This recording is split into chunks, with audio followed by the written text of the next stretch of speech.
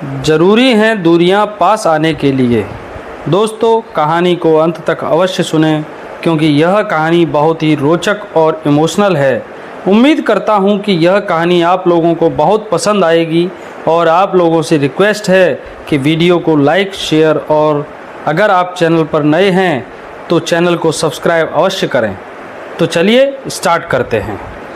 हम अंदाज़ा भी नहीं लगा पाते और हमारी ज़िंदगी किसी फिल्म की कहानी सी हो जाती है। वही गम, वही खुशी जो पर्दे पर देखते आए हैं, कुछ ऐसा ही तो हुआ था विहान और मिशी के जीवन में। फ्लाइट बेंगलुरु पहुंचने ही वाली थी। विहान पूरे रास्ते किसी कठिन फैसले में उलझा था। इसी बीच मोबाइल पर आते हुए उस कॉल को भी वह लगातार इग्नोर कर रहा था। अब नहीं सींच सकता था वह प्यार के उस पौधे को। उसका मुरझा जाना ही बेहतर है, इसलिए उसने मिशिका को अपनी फ़ोन मेमोरी से रिमूव कर दिया। मुमकिन नहीं था यादों को मिटाना, नहीं तो आज वह उसे दिल की मेमोरी से भी डिलीट कर देता। सदा के लिए, सदा के लिए। नहीं नहीं, हमेशा के लिए नहीं। मैं मिशी को एक मौका और दूंगा। विहान मिशी के दूर होने के ख्याल से ही डर गया। शायद ये दूरियां ही हमें पास ले आएं। यही सोचकर उसने मिशी की लास्ट फ़ोटो भी डिलीट कर दी। इधर मिशिका परेशान हो गई थी। 5 दिनों से विहान से कोई कांटेक्ट नहीं हुआ था। हेलो दी, विहान से बात हुई क्या? उसका न कॉल लग रहा है न कोई मैसेज पहुंच रहा है। ऑफिस में एक प्रॉब्लम आ गई है, ज़रूरी बात करनी है। मिशी बिना रुके बोलती गई। नहीं, मेरी कोई बात नहीं हुई और प्रॉब्लम को खुद सॉल्व करना सीखो। पूजा ने इतना कहकर फ़ोन काट दिया। मिशी को दी का यह रवैया अच्छा नहीं लगा, पर वह बेपरवाह सी तो हमेशा से ही थी, सो उसने दी की बात पर ज़्यादा ध्यान नहीं दिया। मिशिका उर्फ मिशी मुंबई में एक कंपनी में जॉब करती है। उसकी बड़ी बहन है पूजा, जो अपने मॉम डैड के साथ रहते हुए कॉलेज में पढ़ती है। विहान ने अभी बेंगलुरु में नई मल्टीनेशनल कंपनी ज्वाइन की है। उसकी बहन संजना अभी पढ़ाई कर रही है। मिशी और विहान के परिवारों में बड़ा प्रेम है। वे पड़ोसी थे। विहान का घर मिशी के घर से कुछ ही दूरी पर था। 2 परिवार होते हुए भी एक परिवार जैसा ही थे। चारों बच्चे साथ साथ पढ़े हुए। गुजरते दिनों के साथ मिशी की बेपरवाही कम होने लगी थी। विहान से बात न हुए आज पूरे 3 महीने बीत गए थे। मिशी को खालीपन लगने लगा था। बचपन से अब तक ऐसा कभी नहीं हुआ था। जब पास थे तो वे दिन में कितनी ही बार मिलते थे और जब जॉब के कारण दूर हुए तो कॉल और चैट का हिसाब लगाना भी आसान काम नहीं था। 2-3 महीने गुजरने के बाद मिशी को विहान की बहुत याद सताने लगी थी। वह जब भी घर पर फ़ोन करती तो मम्मी पापा दीदी सभी से विहान के बारे में पूछती। आंटी अंकल से बात होती तब भी जवाब एक ही मिलता, वह तो ठीक है पर तुम दोनों की बात नहीं हुई, यह कैसे पॉसिबल है? अक्सर जब मिशी कहती कि महीनों से बात नहीं हुई तो सब झूठ ही समझते थे। दशहरा आ रहा था। मिशी जितनी खुश घर जाने को थी उससे कहीं ज़्यादा खुश यह सोचकर थी कि अब विहान से मुलाकात होगी। इन छुट्टियों में वह भी तो आएगा घर। बहुत झगड़ा करूंगी, पूछूंगी उससे यह क्या बचपना है। अच्छी खबर लूँगी। क्या समझता है अपने आप को? ऐसे कोई करता है क्या?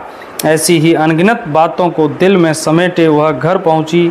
त्योहार की रौनक मिशी की उदासी कम न कर सकी। छुट्टियां खत्म हो गईं, वापसी का समय आ गया, पर वह नहीं आया जिसका मिशी बेसब्री से इंतज़ार कर रही थी। दोनों घर की दूरियां नापते मिशी को दिल की दूरियों का एहसास होने लगा था। अब इंतज़ार के अलावा उसके पास कोई और रास्ता नहीं था। मिशी दिवाली की शाम ही घर पहुंच पाई थी। डिनर की तैयारियां चल रही थी। त्योहारों पर दोनों फैमिली साथ ही समय बिताती, गपशप मस्ती खाना सब कुछ एंजॉय करते। आज विहान की फैमिली आने वाली थी। मिशी खुशी से झूम उठी थी।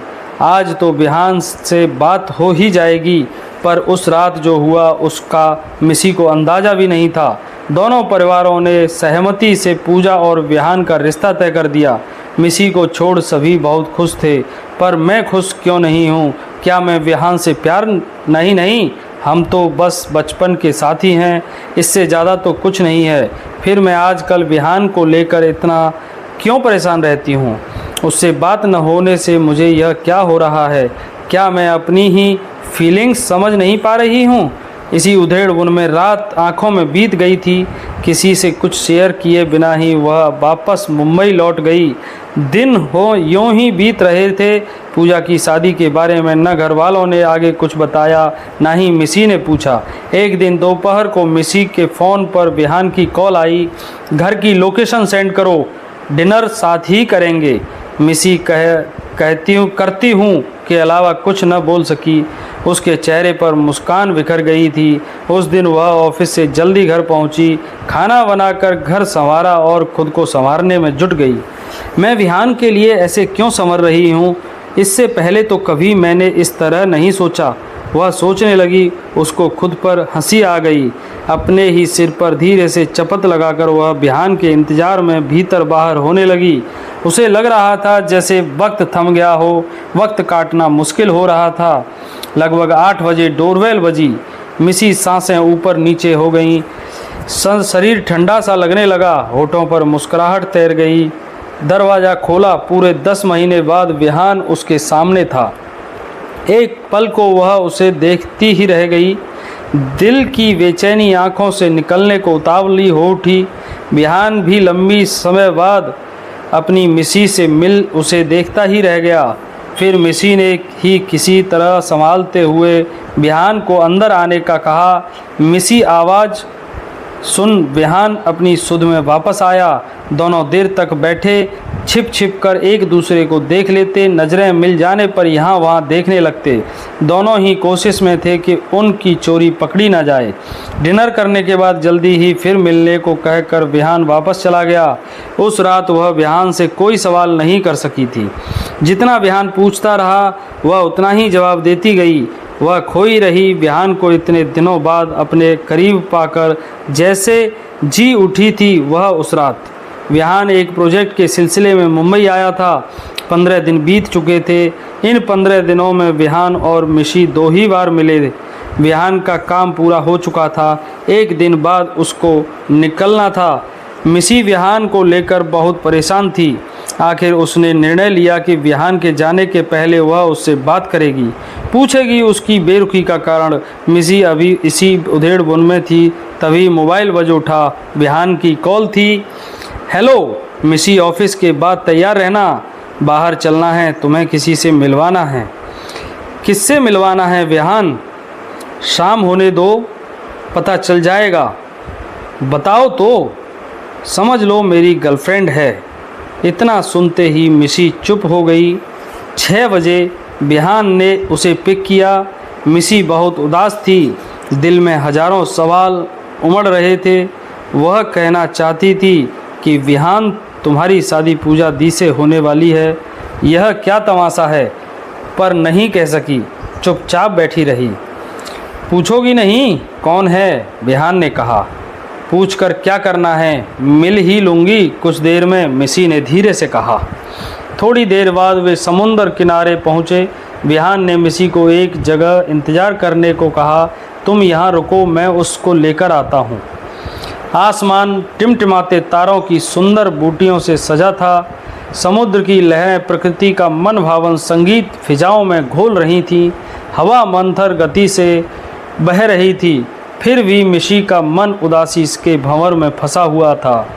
विहान मुझसे दूर हो जाएगा, मेरा विहान, सोचते सोचते उसकी उंगलियां खुद ब खुद रेत पर विहान का नाम उकेरने लगीं। विहान, मेरा नाम इससे पहले इतना अच्छा कभी नहीं लगा। विहान पीछे से खड़े खड़े ही बोला। मिशी ने हड़बड़ाहट में नाम पर हाथ रखते हुए कहा, कहाँ हैं? कब आए तुम? कहाँ हैं वह? मिशी की आंखें उस लड़की को ढूंढ रही थीं जिससे मिलवाने विहान उसे वहाँ लेकर आया था। नाराज होकर चली गई। मिशी के पास बैठते हुए विहान ने कहा। नाराज हो गई? पर क्यों? मिशी ने पूछा। अरे वाह, मैं जिसे प्रपोज करने वाला हूँ वह लड़की यदि देखे कि मेरे बचपन की दोस्त रेत पर इस कदर प्यार से उसके बॉयफ्रेंड का नाम लिख रही है तो गुस्सा नहीं आएगा उसे? विहान ने नाटकीय अंदाज में कहा। मैंने कब लिखा तुम्हारा नाम? मिसी सकपका कर बोली। जो अभी अपने आप रेत पर उभर आया था उस नाम की बात कर रहा हूँ। उसने नज़रें झुका लीं, उसकी चोरी जो पकड़ी गई थी। फिर भी मिसी बोली, मैंने तो कोई नाम नहीं लिखा। अच्छा बाबा, नहीं लिखा, बिहान ने मुस्कुराकर कहा। मिसी समझ ही नहीं पा रही थी कि यह हो क्या रहा है। और वह लड़की जिससे मिलवाने तुम मुझे यहाँ लेकर आए थे, सच बताओ ना बिहान, कोई लड़की वड़की नहीं है। मैं अभी जिसके करीब बैठा हूँ बस वही है, उसने मिसी की आंखों में देखते हुए कहा। नज़रें मिलाते ही मिसी नज़रें चुराने लगी। मिसी मत छिपाओ, आज कह दो जो भी दिल में है, बिहान ने बोला। मिसी की ज़बान खामोश थी, पर आंखों में बिहान के लिए प्यार साफ नज़र आ रहा था, जिसे बिहान ने पहले ही महसूस कर लिया था। पर वह मिसी से जानना चाहता था। मिसी कुछ देर चुप रही, दूर समंदर में उठती लहरों के ज्वार को देखती रही। ऐसा ही भावनाओं का ज्वार अभी उसके दिल में मचल रहा था। फिर उसने हिम्मत बटोरकर बोलने की कोशिश की, पर उसकी आंखों में जज्बातों का समंदर तैर गया। कुछ रुक कर बोली, कहाँ चले गए थे बिहान? मैं तुमको कितना मिस कर रही थी। इतना कहकर वह फिर शून्य में देखने लगी। मिसी आज भी चुप रहोगी? वह जाने दो अपने जज्बातों को, जो भी दिल में है कहो। तुम नहीं जानती मैंने इस दिन का कितना इंतज़ार किया है। मिसी बताओ, प्यार करती हो मुझसे? मिसी बिहान की तरफ मुड़ी। उसके मन की भावना उसकी आंखों से साफ नज़र आ रही थीं। होठ कपकपा रहे थे। बिहान, तुम जब नहीं थे तब जाना कि मेरे जीवन में तुम क्या हो। तुम्हारे बिना जीना सिर्फ सांस लेना भर है। तुम्हें अंदाज़ा भी नहीं है कि मैं किस दौर से गुजरी हूँ। मेरी उदासी का थोड़ा भी ख्याल नहीं आया तुमको? कहते कहते मिसी रो पड़ी। बिहान ने उसके आंसू पोंछे और मुस्कुराने का इशारा करते हुए कहा, मिसी तुमने तो सिर्फ 10 महीने इंतज़ार किया, मैंने तो वर्षों किया है। जिस तड़प से तुम कुछ दिन गुजरी वह मैंने आज तक सही है। मिसी, तुम मेरे लिए तब से खास हो जब मैं प्यार का मतलब भी नहीं समझता था। बचपन में खेलने के बाद जब तुम्हारे घर जाने का समय आता था तब अक्सर तुम्हारी चप्पल कहीं खो जाती थी। तुम देर तक ढूंढने के बाद मुझसे ही शिकायत करती और हम दोनों मिलकर अपने साथियों पर ही बरस पड़ते। पर मिसी, वह मैं ही होता था हर बार जो तुम्हें रोकने के लिए यह सब करता था। तुम कभी जान ही नहीं पाई। कहते कहते बिहान यादों में खो गया। जानती हो, जब हम साथ पढ़ाई करते थे तब भी मैं टॉपिक समझ न आने के बहाने से देर तक बैठा रहता। तुम मुझे बराबर समझाती, पर मैं नादान बना बैठा रहता, सिर्फ तुम्हारा साथ पाने की चाह में। जब छुट्टियों में बच्चे बाहर अलग अलग एक्टिविटी करते तब भी मैं तुम्हारी पसंद के हिसाब से काम करता था ताकि तुम्हारा साथ रहे। बिहान, मिसी ने अचरज से कहा, अभी तुम बस सुनो मुझे और मेरे दिल की आवाज़ को। याद है मिशी, जब हम 12वीं में थे तुम मुझसे कहती, क्यों बिहान गर्लफ्रेंड नहीं बनाई? मेरी तो सब सहेलियां के बॉयफ्रेंड हैं। मैं पूछता कि तुम्हारा भी है तो तुम हंस देती, हट पागल, मुझे तो पढ़ाई करनी है, MBA की, फिर मस्त जॉब पर। बिहान, तुम्हारी गर्लफ्रेंड होनी चाहिए। इतना कहकर तुम मुझे अपनी कुछ सहेलियों की खूबियाँ गिनवाने लगती। मेरा मन करता कि तुम्हें झुककर कहूँ कि तुम हो तो, पर नहीं कह सका। और तुम्हें जो अपने हर बर्थडे पर जिस सरप्राइज़ का सबसे ज़्यादा इंतज़ार होता वह देने वाला मैं ही था। बचपन में जब तुमको तुम्हारी फेवरेट टॉफ़ी तुम्हारे पेंसिल बॉक्स में मिली तुम बेहद खुश हुई थी। अगली बार भी जब मैंने तुमको सरप्राइज़ किया तब तुमने कहा था, विहान पता नहीं कौन है, मॉम डैड ने दी या मेरी कोई फ्रेंड, पर मेरी इच्छा है कि मुझे हमेशा यह सरप्राइज़ गिफ्ट मिले। तुमने सबके नाम लिए पर मेरा नहीं। कहते कहते विहान की आवाज़ लड़खड़ा सी गई। फिर भर आए गले को साफ कर वह आगे बोला, तब से हर बार मैं यह करता गया। पहले पेंसिल बॉक्स था, फिर बैग, फिर तुम्हारा पर्स और अब कुरियर। सच जानकर मिसी जैसे सुन्न हो गई। वह हर बात बिहान से शेयर करती थी, पर कभी यह नहीं सोचा कि बिहान भी तो वह शख्स हो सकता है। उसे खुद पर बहुत गुस्सा आ रहा था। रात गहरा चुकी थी, चांद स्याह रात के माथे पर बिंदी बनकर चमक रहा था। तेज हवा और लहरों के शोर में मिसी के जोर से धड़कते दिल की आवाज़ भी मिल रही थी। बिहान आज वर्षों से में छिपे प्रेम की परतें खोल रहा था। वह आगे बोला, मिसी, उस दिन तो जैसे मैं हार गया जब मैंने तुमसे कहा कि मुझे एक लड़की पसंद है। मैंने बहुत हिम्मत कर अपने प्यार का इजहार करने के लिए यह प्लान बनाया था। मैंने धड़कते दिल से तुमसे कहा, दिखाऊं फ़ोटो? तुमने झट से मेरा मोबाइल छीना और जैसे ही फ़ोटो देखा, तुम्हारा रिएक्शन देख मैं ठगा सा रह गया। मुझे लगा यहाँ मेरा कुछ नहीं होने वाला, पगली से प्यार कर बैठा। इतना कहकर उसने मिसी से पूछा, क्या तुम्हें याद है उस दिन तुमने क्या किया था? हाँ, तुम्हारे मोबाइल में मुझे अपना फ़ोटो दिखा तो मैंने कहा, वाओ, कब लिया यह फ़ोटो? बहुत प्यारा है, सेंड करो। और मैं उस पिक में खो गई। सोशल मीडिया पर शेयर करने लगी। तुम्हारी गर्लफ्रेंड वाली बात तो मेरे दिमाग से गायब ही हो गई थी। जी मैडम जी, मैं तुम्हारी लाइफ में इस हद तक जुड़ा रहा कि तुम मुझे कभी अलग से फील कर ही नहीं पाई। ऐसा कितनी बार हुआ, पर तुम अपने आप में थी, अपने सपनों में। किसी और बात के लिए शायद तुम्हारे पास टाइम ही नहीं था, यहाँ तक कि अपने जज्बातों को समझने के लिए भी नहीं। बिहान कहता जा रहा था। मिसी जोर से अपनी मुट्ठियाँ भींचती हुई अपनी बेवकूफ़ियों का हिसाब लगा रही थी। इस तरह बिहान न जाने कितनी छोटी बड़ी बातें बताता रहा और मिसी सिर झुकाए सुनती रही। मिसी का गला रूंध गया। बिहान, इतना प्यार कोई किसी से कैसे कर सकता है, और तब तो बिल्कुल नहीं जब उसे कोई समझने वाला ही ना हो। कितना कुछ दबा रखा है तुमने मेरे साथ की छोटी से छोटी बात कितनी शिद्दत से सजे रखकर रखी हुई हैं तुमने। अरे पागल, रोते नहीं। और यह किसने कहा कि तुम मुझे समझती नहीं थी? मैं तो हमेशा तुम्हारा सबसे करीबी रहा, इसलिए प्यार का एहसास कहीं गुम हो गया था। और इस हकीकत को सामने लाने के लिए मैंने खुद को तुमसे दूर करने का फ़ैसला किया। कई बार दूरियां नज़दीकियों के लिए बहुत ज़रूरी हो जाती हैं। मुझे लगा कि मेरा प्यार सच्चा होगा तो तुम तक मेरी सदा ज़रूर पहुँचेगी, नहीं तो मुझे आगे बढ़ना होगा तुमको छोड़कर।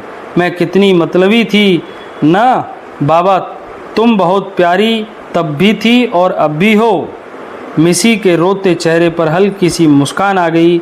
वह धीरे से बिहान के कंधों पर अपना सिर टिकाते को बढ़ ही रही थी कि अचानक उसे कुछ याद आया। वह एकदम उठकर खड़ी हुई। क्या हुआ मिसी? यह सब गलत है। क्यों गलत है? तुम और पूजा दी। मैं और पूजा? कहकर बिहान हंस पड़ा। तुम हंस क्यों रहे हो मिसी? मेरी प्यारी मिसी, मुझे जैसे ही पूजा और मेरी शादी की बात पता चली तो मैं पूजा से मिला और तुम्हारे बारे में बताया। सुनकर पूजा भी खुश हुई। उसका कहना था कि बिहान हो या कोई और, उसे ज़्यादा फ़र्क नहीं पड़ता। माँ पापा जहाँ चाहेंगे वह खुशी खुशी वहाँ शादी कर लेगी। फिर हम दोनों ने सारी बात घर पर बात बता दी। किसी को कोई प्रॉब्लम नहीं है। अब इंतज़ार है तो तुम्हारे जवाब का। इतना सुनते ही मिसी को तो जैसे अपने कानों पर यकीन ही नहीं हुआ। उसके चेहरे पर मुस्कुराहट तैर गई। अब न कोई शिकायत बची थी न सवाल। बोलो मिसी, मैं तुम्हारे जवाब का इंतज़ार कर रहा हूँ। बिहान ने बेचैनी से कहा। मेरे चेहरे पर बिखरी हुई खुशी देखने के बाद भी तुमको जवाब चाहिए? मिसी ने नज़रें झुकाकर भोलेपन से कहा। नहीं मिसी, जवाब तो मुझे उसी दिन मिल गया था जब मैं 10 महीने बाद तुम्हारे घर आया था। पहले वाली मिसी होती तो बोल बोल कर सवाल पूछ पूछ कर झगड़ा करके मुझे भूखा ही भगा देती। कहकर बिहान जोर से हंस पड़ा। अच्छा जी, मैं इतनी बकबक करती हूँ? मिसी ने मुंह बनाते हुए कहा। हाँ जी, पर ना तुम झगड़ी न कुछ बोली, बस देखती रही, मुझे ख्वाब बुनती रही। उसी दिन मैं समझ गया था कि जिस मिसी को पाने के लिए मैंने उसे खोने का गम सहा, यह वही है मेरी मिसी, सिर्फ मेरी मिसी। बिहान ने मिसी का हाथ पकड़ते हुए कहा। मिसी ने भी विहान का हाथ कसकर थाम लिया हमेशा के लिए। वे हाथों में हाथ लिए चल दिए जिंदगी के नए सफ़र पर, साथ साथ कभी जुदा न होने के लिए। आसमां, चांद तारे, चांदनी और लहराता समुंदर उनके प्रेम के साक्षी बन गए थे। कहीं दूर से हवा में संगीत की धुन उनके प्रेम की दास्तां बयां कर रही थी। मेरे हम सफ़र, हमें साथ चलना है उम्र भर। दोस्तों, कहानी कैसी लगी कमेंट करके ज़रूर बताइएगा। आपका कमेंट हमारे लिए बहुत महत्वपूर्ण है।